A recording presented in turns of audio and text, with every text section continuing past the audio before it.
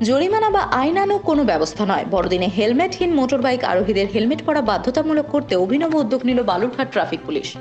শুক্রবার বালুরঘাট থানা মোড়ে বালুরঘাট ট্রাফিক পুলিশের পক্ষ থেকে বিশেষ অভিযান চালানো হয়। এদিন মূলত যারা হেলমেট ছাড়া মোটরবাইকে যাতায়াত করছেন বা চালাচ্ছেন তাদেরকে আটকিয়ে হেলমেট পরার নির্দেশ দেওয়া হয়, পাশাপাশি তাদের হাতে চকলেট তুলে দেওয়া হয়। এদিনের এই অভিযানের নেতৃত্ব দেন বালুরঘাট ট্রাফিক পুলিশের ওসি অরুণ কুমার যাদব।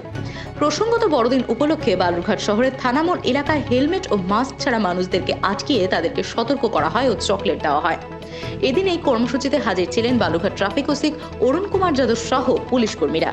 আজকে এমনি একটু বড়দিন 25শে ডিসেম্বর, প্রতি অনেক লোক এখন বেরোচ্ছে, এখন সচেতন করে দিচ্ছি। তারপরে মাস্ক করুন, হেলমেট করুন, নিজের নিরাপত্তা রাখুন, লোকেও নিরাপত্তা রাখেন।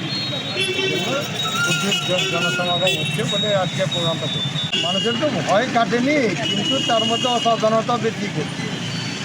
মানে ভাবছে কমে গেছে, কিন্তু সবাই জানে এখনও ঠিক হয়নি, তার মধ্যেই সবই করছে। আটকানোর পরই সবাই দেখছি পকেট থেকে মাস্ক বের করে লাগিয়ে দিচ্ছে। তাহলে সবাই কাছে রাখছে কিন্তু মুখে লাগাচ্ছে না।